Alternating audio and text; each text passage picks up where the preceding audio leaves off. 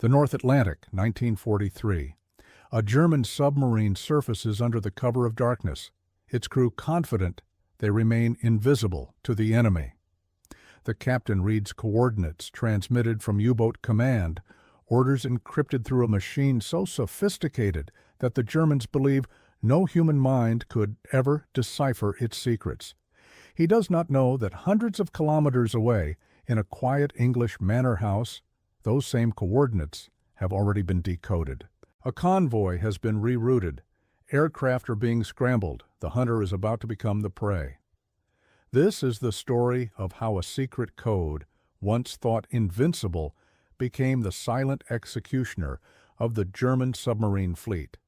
If you find stories like this fascinating, take a moment to subscribe and let us know in the comments where you are watching from today. To understand how the Allies unraveled the greatest cipher system of its time, we must first step into the mind of those who created it. The Enigma machine was not born from military necessity. It was originally designed for commercial use in the early 1920s by a German engineer named Arthur Scherbius. He envisioned businesses using it to protect trade secrets, but it was the German military that recognized its true potential. By the time Adolf Hitler rose to power, the Enigma had become the backbone of Nazi military communications.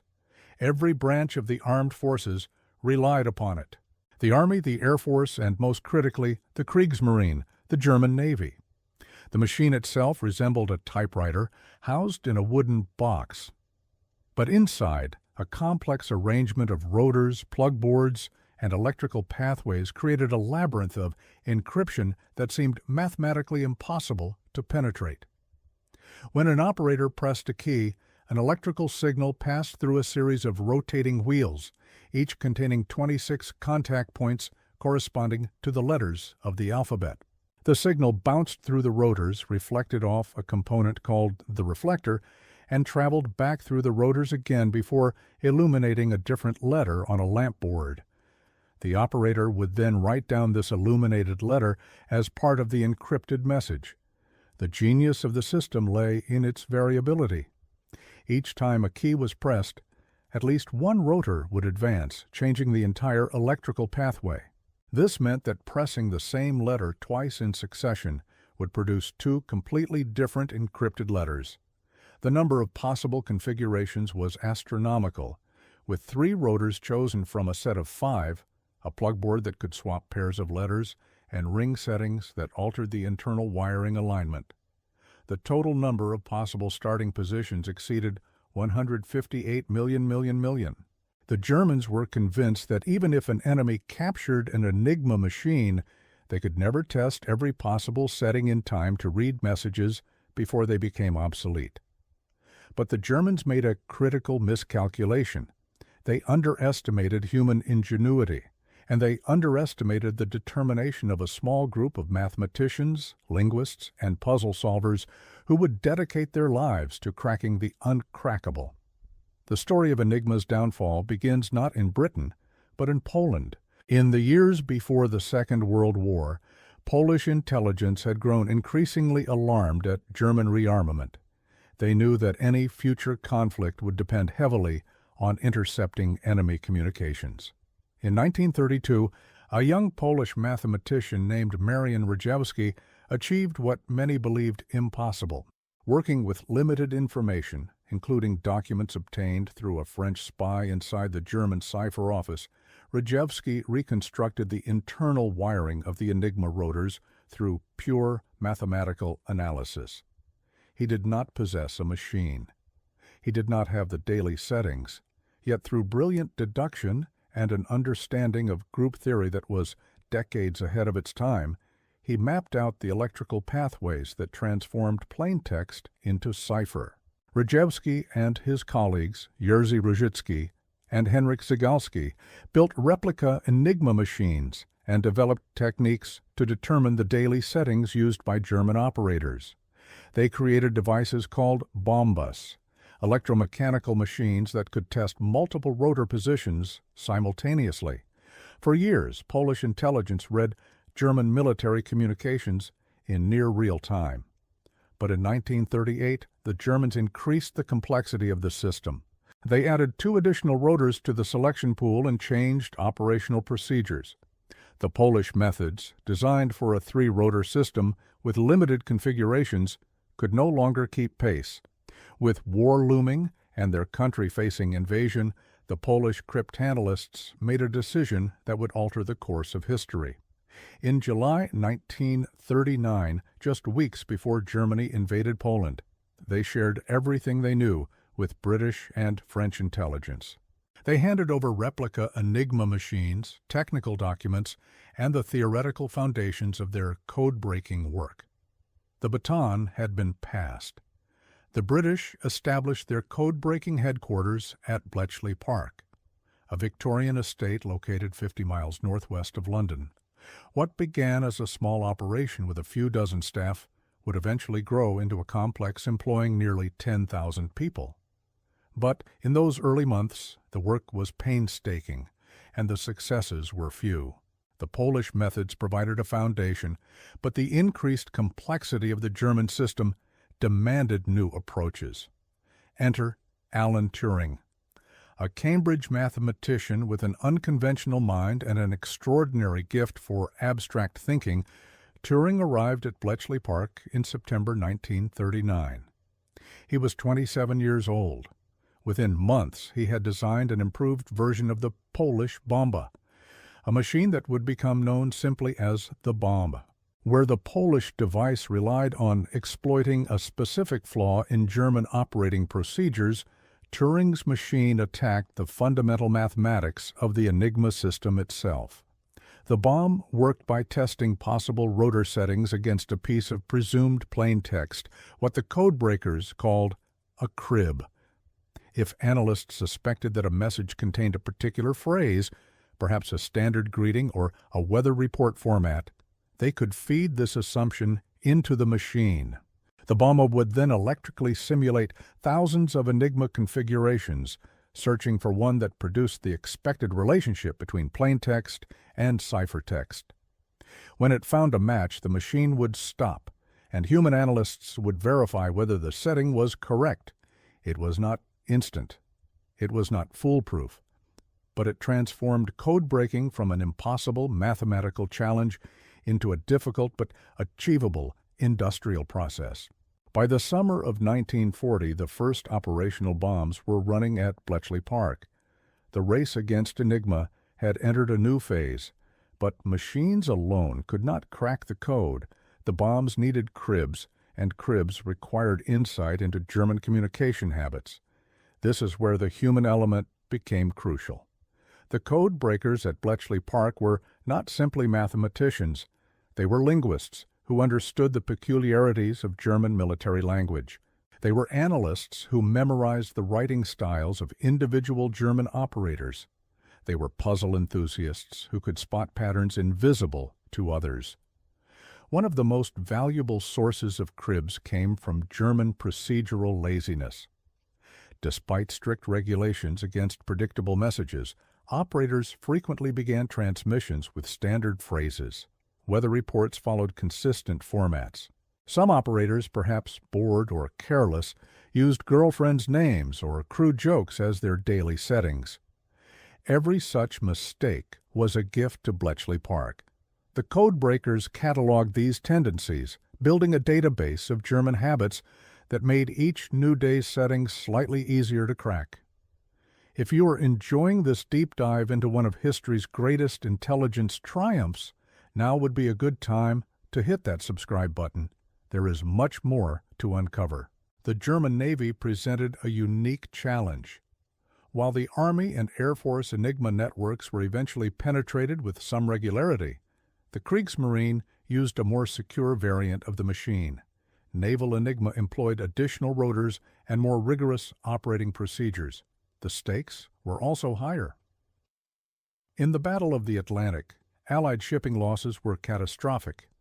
German U-boats, operating in coordinated groups called wolf packs, were strangling Britain's supply lines.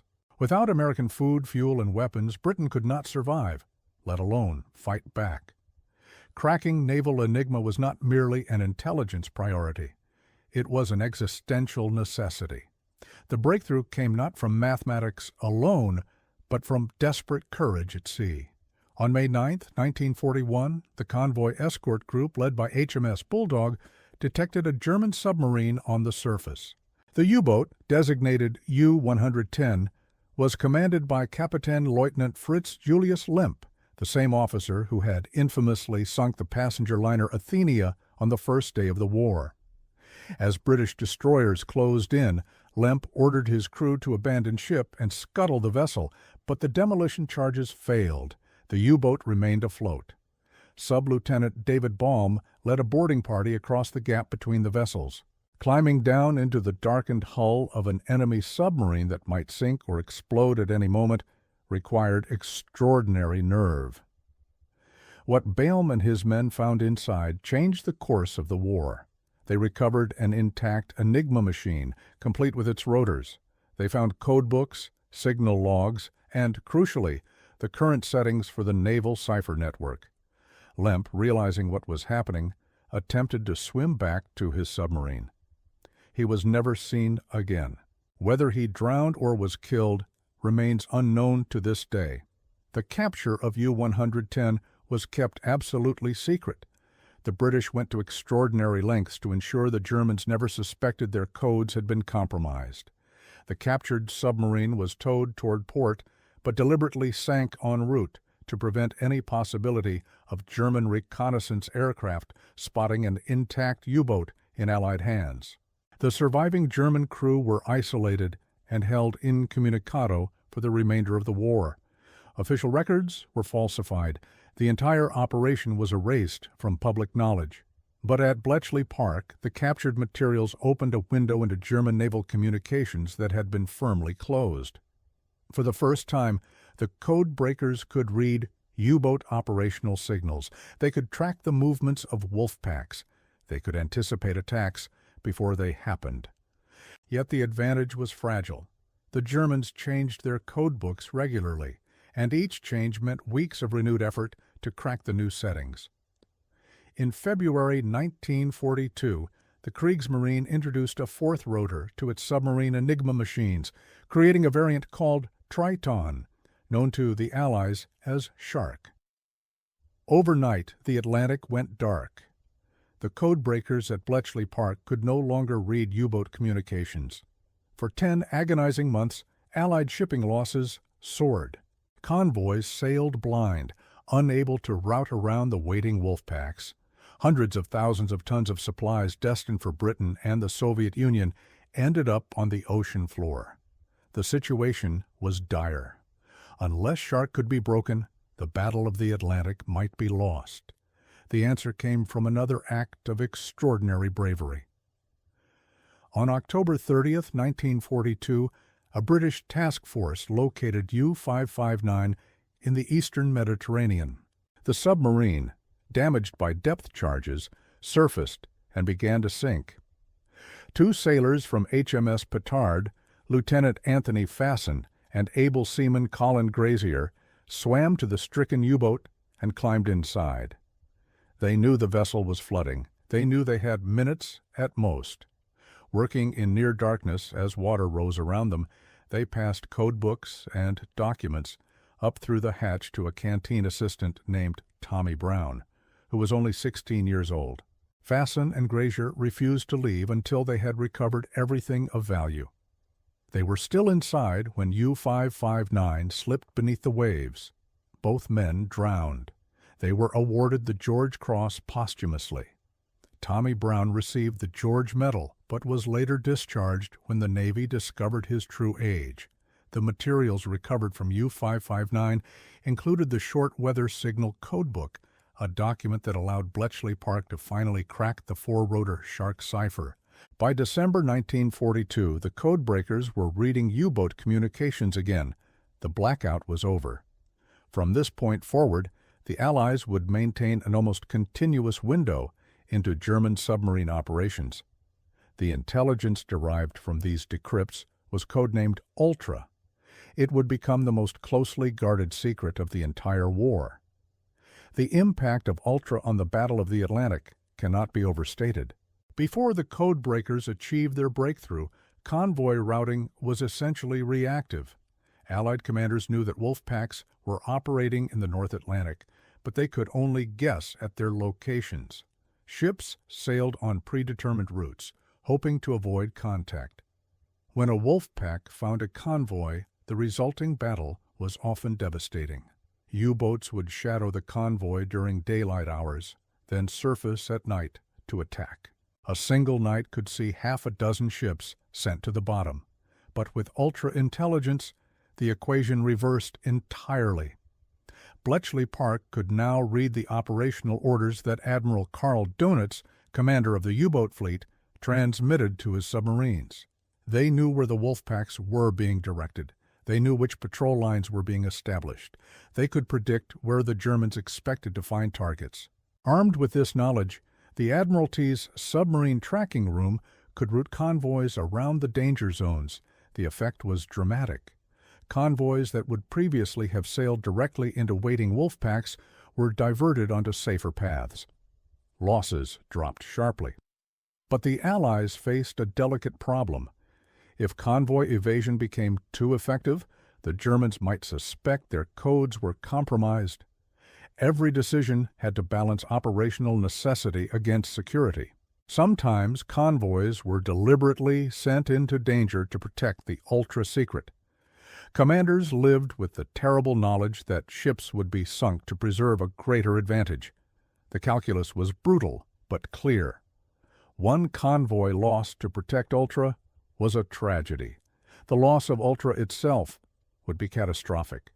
The Germans never fully grasped what was happening. Dönitz grew increasingly frustrated as his wolf packs repeatedly failed to find targets. He suspected treachery, perhaps a spy within the U-boat command structure. He suspected technological advances, perhaps improved radar on Allied aircraft and ships. He suspected bad luck. What he did not suspect, could not bring himself to believe, was that Enigma itself had been broken. The machine was mathematically perfect. The procedures were rigorous. The cipher must be secure. This blind faith in their own technology was perhaps the Germans' greatest vulnerability.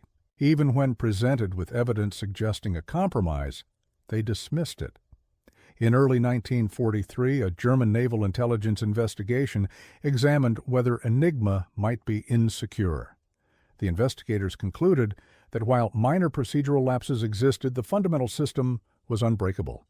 They recommended against any major changes. The wolf packs continued to transmit their positions, their plans, their vulnerabilities, all in a cipher the Allies could read. The turning point came in May 1943. Dönitz launched a major offensive against Allied convoys, concentrating unprecedented numbers of submarines in the North Atlantic. He believed this massive effort would overwhelm Allied defenses and restore the U-boat's dominance. Instead, it became a catastrophe. Armed with ultra-intelligence, the Allies knew exactly where the wolf packs were forming. Convoy routes were adjusted. Support groups of destroyers and frigates were positioned to reinforce threatened convoys. Long-range aircraft, including the new very long-range Liberators, capable of covering the mid-Atlantic gap, patrolled the approaches. The Germans sailed into a trap they could not see. In a single month, 43 U-boats were destroyed. The losses were staggering. Nearly 1/4 of the operational submarine fleet wiped out in 31 days. On May 24th, Dönitz made the agonizing decision to withdraw his submarines from the North Atlantic. The offensive had failed. The Battle of the Atlantic was not over, but the strategic balance had shifted irrevocably. Never again would the U-boats threaten to sever Britain's lifeline. Never again would the wolf packs dominate the convoy routes. The hunters had become the hunted, and they did not understand why. The technology that sealed the U-boat's fate extended beyond code-breaking alone. Ultra-intelligence was most effective when combined with other advances that made submarine detection and destruction far more efficient. High-frequency direction finding, nicknamed Huff Duff by Allied sailors, allowed escort ships to pinpoint the location of U-boats from their radio transmissions. Every time a submarine sent a message, even a brief signal acknowledging orders. It revealed its approximate position. Escort commanders could then vector aircraft or surface ships toward the contact. Improved radar, particularly centimetric radar, operating on wavelengths the Germans could not detect, stripped away the U-boat's traditional advantage of surfacing at night. Previously, submarines had operated with near impunity in darkness, their low profiles invisible to the eye and undetectable by early radar sets. But the new equipment could spot a periscope or a surfaced submarine at considerable range, even in heavy seas. U-boat crews found themselves under attack without warning, bombs falling from aircraft they never saw coming. The Lee Light, a powerful searchlight fitted to maritime patrol aircraft, transformed nighttime hunting. An aircraft would approach using radar, then illuminate the submarine with blinding intensity at the last moment, giving the aircrew a clear view for their attack. The combination was deadly. Depth charges and aerial torpedoes became increasingly sophisticated.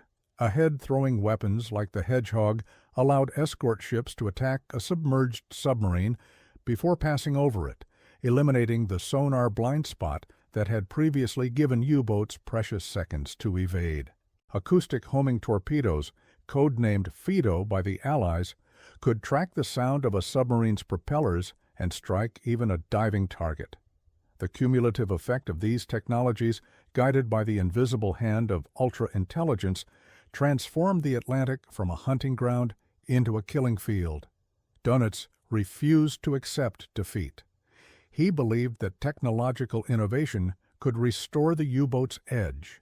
The snorkel, a breathing device that allowed submarines to run their diesel engines while submerged, promised to neutralize the radar threat by keeping U-boats beneath the surface.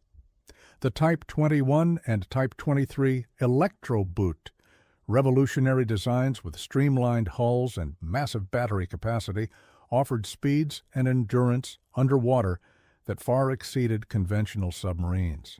In theory, these boats could outrun escort ships while submerged and launch attacks without ever exposing themselves on the surface. But theory and reality diverged sharply. The advanced submarines were plagued by production delays, quality control failures, and sabotage by forced laborers in German factories. Allied bombing disrupted manufacturing and assembly. Training crews for the complex new systems took time that Germany did not have. By the time the Elektroboote began entering service in meaningful numbers, the war was almost over. The promised counteroffensive never materialized. The human cost of the Atlantic campaign was immense on both sides. More than 30,000 German submariners perished, a casualty rate exceeding 70%. Nearly 3,000 Allied merchant ships were sunk, along with hundreds of warships. Tens of thousands of merchant sailors lost their lives, many drowning in icy waters far from land, their ships burning or broken around them. The conditions inside a U-boat were almost unimaginably harsh. Submarines were cramped, poorly ventilated, and damp. Crews lived in constant proximity to diesel fumes, unwashed bodies, and rotting food. Fresh water was rationed. Privacy was non-existent. Every man knew that a single mistake, a single depth charge finding its mark, could mean death for the entire crew. The psychological strain of operating in waters where the enemy seemed to anticipate every move must have been crushing. Men who had volunteered for the submarine service as an elite force found themselves treated as expendable. Dönitz sent patrol after patrol into waters where survival was no longer probable. The commanding admiral, later Grand Admiral of the entire German Navy, lost both of his sons to submarine warfare. One drowned when his U-boat was sunk. The other was killed when his vessel was lost with all hands. For the Allies, the victory in the Atlantic was essential, but never certain until it was achieved. Churchill later wrote that the U-boat peril was the only thing that truly frightened him during the war. Without American supplies reaching Britain, the war could not have been sustained. Without secure sea lanes, the great invasions of North Africa, Sicily, Italy, and ultimately Normandy would have been impossible. The men and women of Bletchley Park, working in secrecy and obscurity, contributed as much to victory as any division on the battlefield. Their achievement was hidden for decades. Ultra remained classified until the 1970s. Many of those who served as code breakers went to their graves without ever revealing what they had done. Alan Turing, whose brilliance had been instrumental in the breakthrough, was prosecuted after the war for his homosexuality, a crime under British law at the time. He was subjected to chemical castration and took his own life in 1954. His contributions were not publicly acknowledged until long after his death.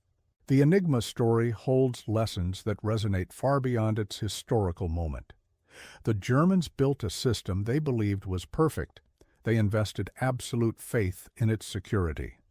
When evidence suggested it might be compromised, they dismissed the possibility because they could not imagine their mathematics being wrong.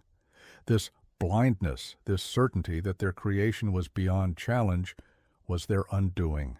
The Allies succeeded not because they were inherently smarter, but because they were willing to question every assumption, to collaborate across disciplines, and to treat failure as information rather than defeat. The mathematicians needed the linguists.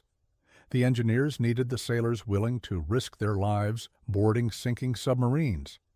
The analysts needed the machine operators, many of them women who ran the bombs around the clock in shifts. Victory came from integration, not isolation. The operational security maintained around Ultra remains remarkable even by modern standards. Thousands of people knew the secret. Not one of them betrayed it. Information derived from decrypts was never acted upon in ways that could reveal its source. When a breakthrough came that might have shortened the war by days or weeks, commanders sometimes held back, protecting the greater advantage.